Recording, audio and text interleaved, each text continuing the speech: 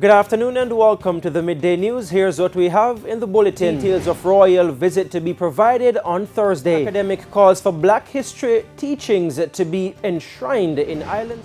And later in sports, former West Indies opener backing John Campbell to do well against England. I'm Giovanni Dennis and here are the details. The government has promised an official announcement tomorrow regarding details of the upcoming visit by Prince William and the Duchess of Cambridge, Kate. The couple is slated to visit Jamaica in March as part of a Caribbean tour to mark the Platinum Jubilee of Queen Elizabeth II. In responding to questions at this morning's post-cabinet press briefing, Minister with responsibility for information Robert Morgan noted that while the government does not pay for royal visits, there will be some expenses. There are obviously going to be costs. If a VIP is coming to your country, there will obviously be costs as it relates to per diem for security personnel who will be engaged to ensure the safety of when it happened with President Obama, it happened. Any dignitary that comes to Jamaica, the country will obviously have to foot a cost. We won't be paying, and I want to repeat again, the government is not paying for the visit. What I will also wish to say to you is that there will be an official announcement tomorrow. Now, Mr. Morgan says that announcement will provide specifics on the reason and execution plans for the event. Suggestions this afternoon from two academics about ways in which Jamaica can counteract some of the legacies of colonialism. Now, reporter Sandy Williams has been exploring the importance of Black History Month celebrations, and it now brings us the final of a two-part report. Sandy.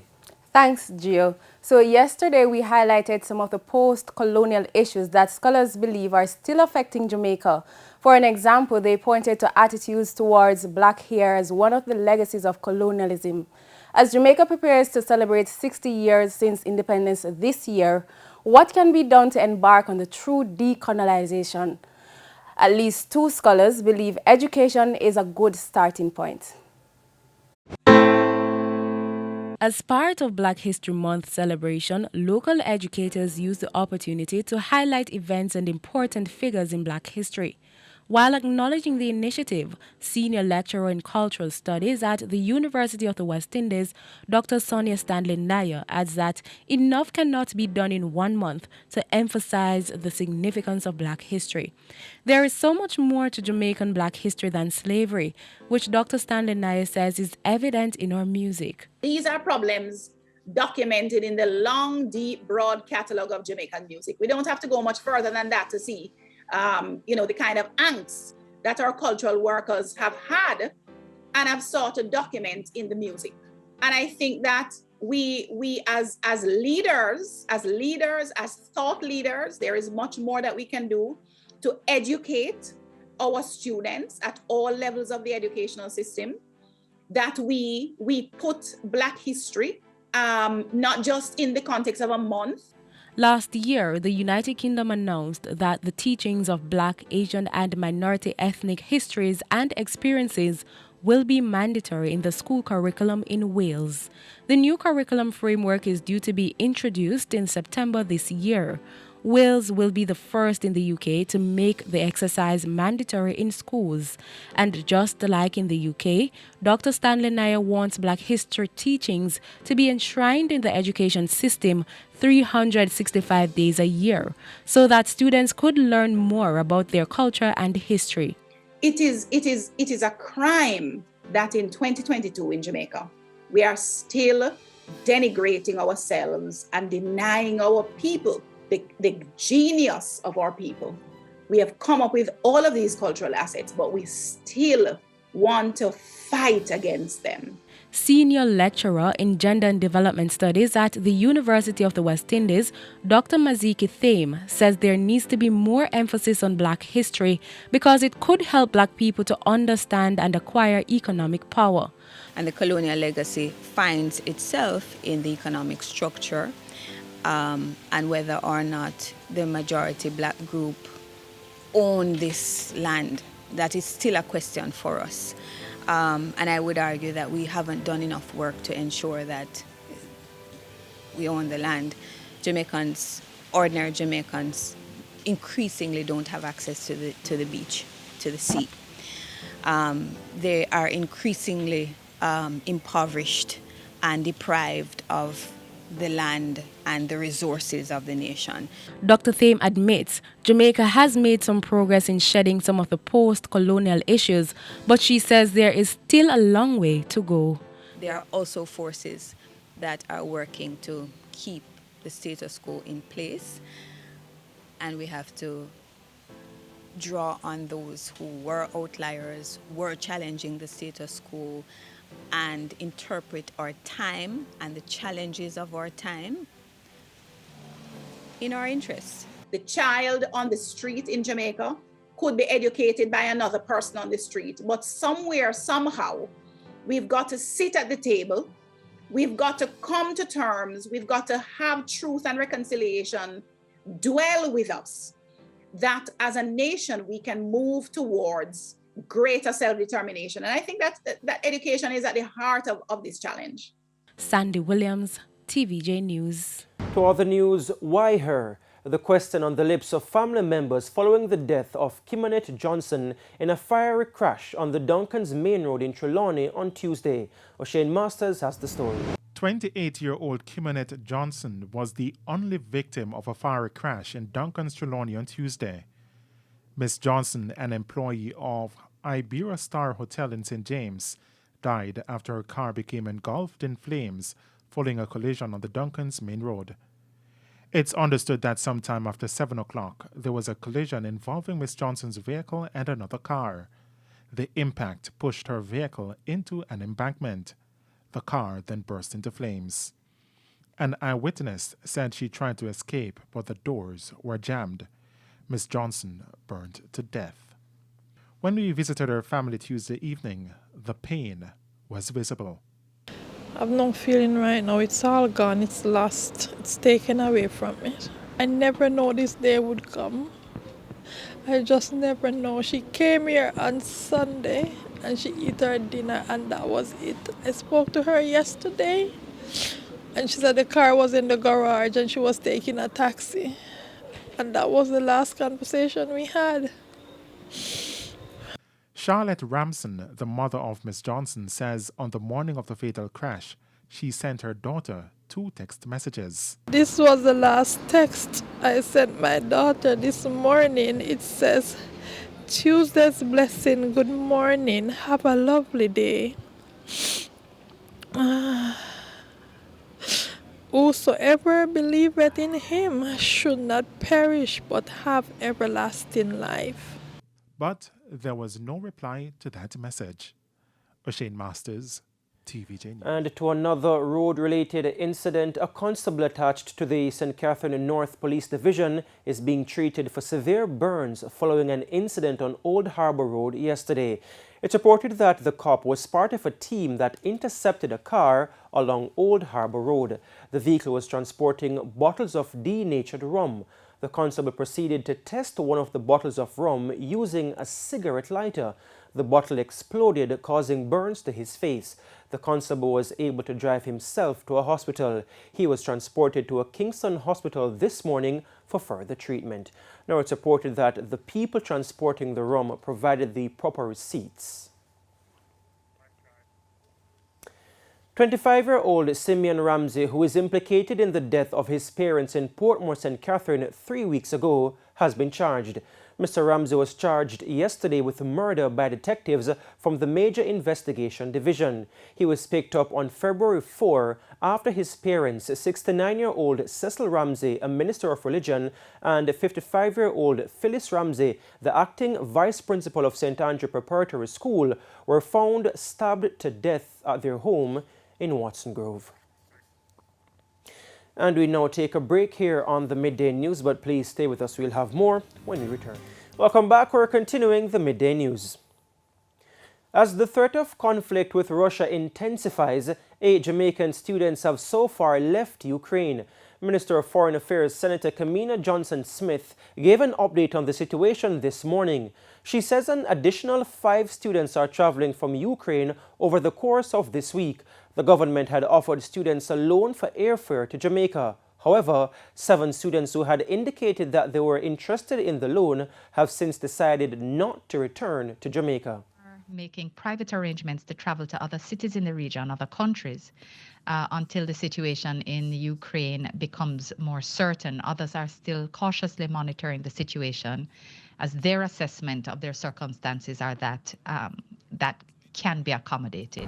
To other news, this afternoon, the cries of frustrated residents of a St. Thomas community for years of water woes to be addressed once and for all. Krista Campbell has their story. Bath St. Thomas, a picture of irony for 94-year-old Rachel Wesley. Fit tidy me, can't beat me, because I want another for beard. The daughter of 85-year-old Leroy Watson explains the challenge caring for elderly residents without the precious commodity. We don't have no water here, more than a year we don't have water here. This place never have water. In order for we get water, we have to go to river or we have to buy water. We want water, we have to go all the way to river. Sometimes the river around here is so dry. We have to go down there. Sometimes the next river water go down. We have to go Fountain Road. So it's all about water here in the area, right? The amount of bus pipe there on the road. So then comes and then fix it. By then gone, it bust again. Because if you look here, so you see one pipeline, you know. And me strap it up with rubber to get water. And you have a little pipe, go right up there, so no water. Teachers at the nearby Ginger Hall Basic School say the National Water Commission, NWC, trucks water regularly to the institution, but students have to take their own water to drink. And frequent hand washing to protect against COVID-19 requires ingenuity. Residents say they're tired of reporting the matter to the NWC and being promised redress. Up to supervisor come and check the meter here. And she said no water not coming in there. They say we have a blockage. And up till now, nobody come and fix the blockage. So I wonder if we supposed to fix the blockage ourselves. People come take your name, say you're going to get water. You go down there, then put it onto that person, and nobody now come. And every day, bill come, people come read water, and not upon it, but the sense it makes. They point to abandoned pump houses the NWC can use to restore service to the area, noting that other nearby communities have regular water supply. This is a long-time pipeline in at the surface, and it's full of rock. So without them take up those pipeline and lay good pipeline, we will still have the water problem. And people are pay bills and a beer here come out of pipe. So it's 1 full year now I don't get an ounce of water out of my pipe, but I get a bill every month. And I'm certainly not going to pay that bill. $7,000, $10,000 or more. Krista Campbell, TVJ News. And just to note that we did try to get a comment from the National Water Commission, NWC. However, up to news time, there was no response from the entity. For a second time in less than 2 years, there has been a major fire at the Ray Ray Market in downtown Kingston. A number of stalls were destroyed by a blaze which started yesterday evening. No one was injured. It's unclear how the fire started. Sections of the Ray Ray Market have been damaged by fire over the past 5 years. On June 8, 2020, 120 stalls and 4 containers were destroyed in a blaze. Fires also occurred at the market in 2017, 2018 and 2019. And it's now time for the Business Minute with Cody and Barrett. Palace Amusement has secured $653 million in financing from Victoria Mutual Investment Limited. The money was used to clear an existing loan with Scotiabank and be used as working capital. Palace's cash resources increased to $114 million in the December quarter from a cash deficit of $3.9 million. The cinema company, which has been fighting its way through challenges brought on by the pandemic, has already taken 2 loans, but this new loan is the largest yet. With the elimination of travel-related quarantine, the Jamaica Hotel and Tourist Association, JHTA, believes there will be a boost to the sector. JHTA President Clifton Reeder said a recent JHTA poll showed that more than 80% of travelers to Jamaica are either partially or fully vaccinated. And that's it for the Business Minute. And here's a preview of what's coming up in this evening's Health Report. In this evening's health report, we'll look at kidney stones. On occasion, they just don't recognize the importance of getting tests done. Like ultrasound or scans are readily available in Jamaica. We have good radiologists. And if you think that there's a problem that needs, an investigation to look inside the body and see if there's anything there, then it's fairly easy to find out if you have stones or not. A lot of the times, we just ignore it. Or in some cases, our patients will know that they have stones and the pain goes away and they figure everything is good and they have problems stewing on the inside for months. That's the health report in Primetime News at 7. And now for today's healthy living tip. Stay hydrated. Eat more calcium-rich foods. Eat less sodium and eat less animal protein. Time now for the top regional and international stories with Sandy Williams. In the region, the Grenada government says it will allow for a blended approach of in-person participation and virtual involvement as it announced the resumption of carnival activities that had been suspended over the past 2 years due to the COVID-19 pandemic. Culture Minister Yolanda Bain-Horsford said the celebrations will now take place on August 8 and 9. Bain-Horsford said that the government has been very concerned about the economic, social and psychosocial implications that not having carnival has had on the people.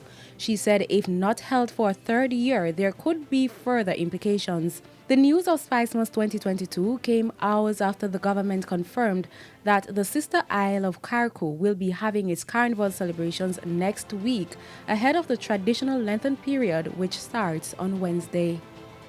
On the international scene, President Vladimir Putin has insisted that Russia's interests and security are non-negotiable. Putin made the remark in a video message released Wednesday by the Kremlin for the Defender of the Fatherland Day. This follows reports of more Russian troops moving closer towards Ukraine's borders. Our country is always open for direct and honest dialogue, for finding diplomatic solutions to the most difficult problems. But I repeat, Russia's interests and the security of our citizens are non-negotiable for us. And those were the top regional and international stories. I'm Sandy Williams. And we head to a quick break. When we come back, Renardo Brown will have the Midday Sports. Welcome back. It's now time for your Midday Sports. Now, former West Indies opening batsman Philo Wallace says he has seen changes in the approach of Jamaican John Campbell since he was dropped from the West Indies Test team last year. Campbell had a promising start to his Test career in 2019, getting 44 and 33 against England on debut in Barbados. That was followed up with scores of 47, 11 and duck remaining in the remaining games of that series. That's 11 not out.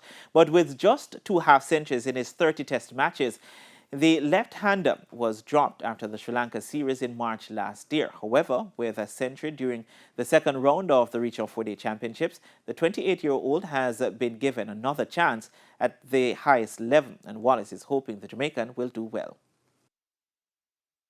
But it goes to show that square runs at the right time and looking the part can gain you selection back into the West Indies team. For John Campbell, I hope that it is a lifeline for him with his international career.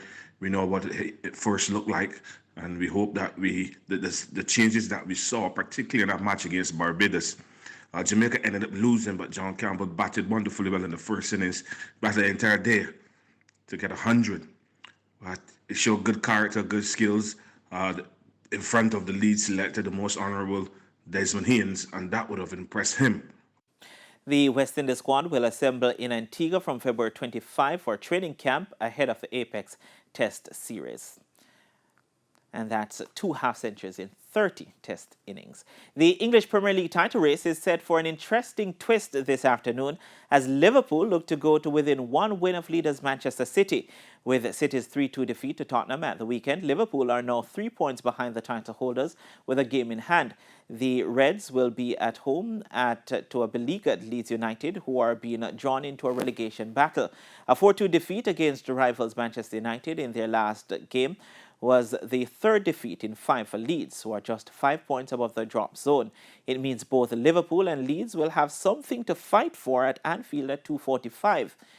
In the meantime, at 2:30, Tottenham Hotspur continue their quest for a top 4 finish as they take on relegation-threatened Burnley, who have only lost once in their last 5 games. The other game today sees Watford hosting Crystal Palace at 2:30.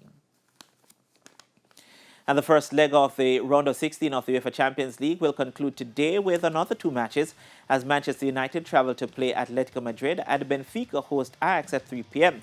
This will be the second time that Manchester United and Atletico will meet in Europe's Premier competition, with their only other contest coming in the 1991-92 Cup Winners' Cup, with the Spanish side prevailing on that occasion. United will once again look towards striker Cristiano Ronaldo, who has scored 22 times in 31 games in all competitions against Atletico Madrid. And 2-time European champions Benfica are taking on 4-time holders Ajax for a quarter-final place. The sides last met in the 2018-19 group stage, drawing 1-1 in Lisbon after Ajax won the Amsterdam leg 1-0. The Dutch side also eliminated the Eagles in the quarterfinals en route to the 1969 European Cup final and the semifinals as they went on to win in 1972. And that's it for your sports report. Giovanni's back to you. Thanks, Renato, and that's also it for the Midday News. I'm Giovanni Dennis. Join us at 7 for Primetime News. On behalf of the news, sports and production teams, have a good afternoon.